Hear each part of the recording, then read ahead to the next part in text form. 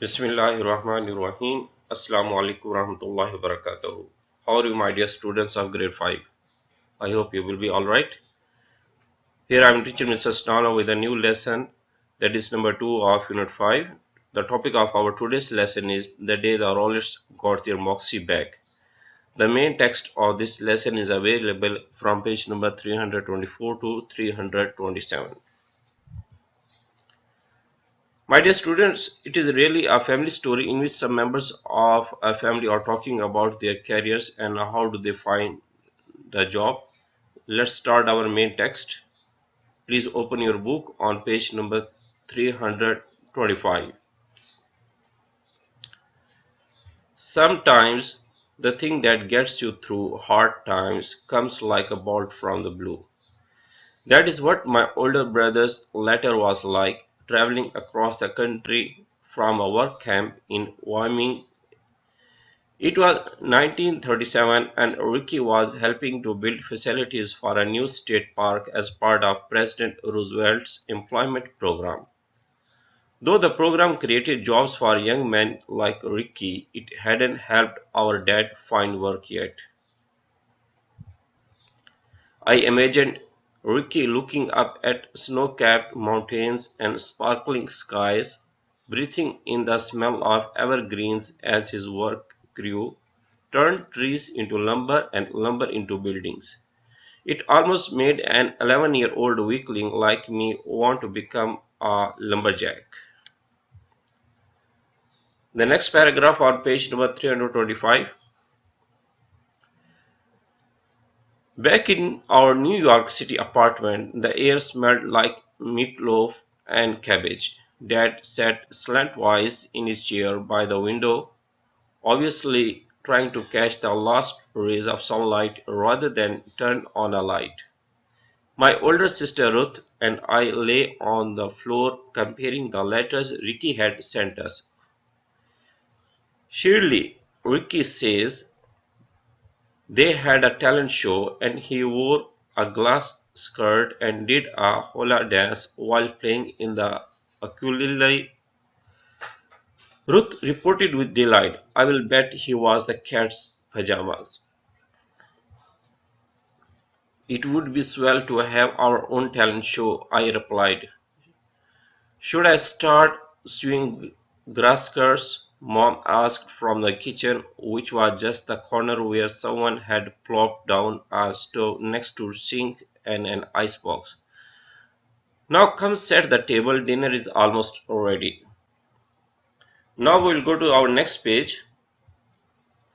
Dad stayed where he was, sullen and spent. Any jobs in the paper? Mom asked, her voice rich with sympathy. Dad shook his head no. He had worked as an artist in the theater for 10 years. For years, but most production was still strapped for cash. Dad sketched posters for shows that did get the green light just to keep his skills sharp. He even designed posters for Rollets Follies with Ruth and me depicted in watercolor costumes. For dinner, Mom served a baked loaf of whatever ingredients she had that worked well together. From the reddish color, I could assume that she had snuck in beads. I guarantee you will like these beads, she said, reading my frown. It's the best loaf, the meatless meat loaf, she sang as she served up slices. Ruth fidgeted in her seat, still excited about the talent show. Though calm on the outside, inside I was all awater too.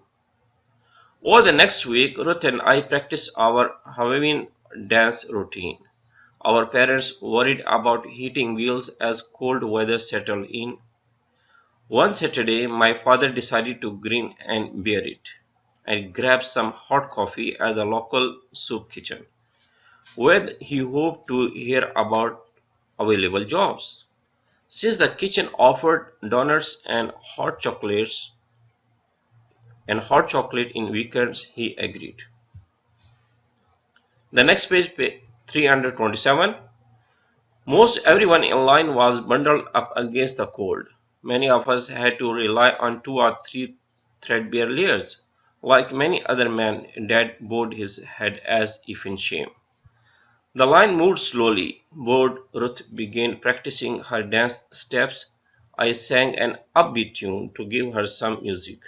Around us, downturned heads lifted to revealed frowns becoming smiles. Soon folks began clapping along. Egged on by the sportive response, Ruth twirled and swayed like there was no tomorrow. "Those girls sure have some moxie," someone shouted. "They have got hurt, all right," offered another. "Why, they oughta be in pictures." "With performances like that, I would nominate them for an Academy Award," a woman called out. "Those are my girls," Dad declared, his head held high. Everyone burst into applause. For those short moments, the past didn't matter, and the future blossomed ahead of us like a beautiful flower. I couldn't wait to write Ricky and tell him the news. My dear student, that is the end of our today's lesson. I hope you would have studied it very well. I will ask you to read it at least twice at home as your homework. Thank you very much for attending the online class. See you next time with a new lesson. Till then, bye bye.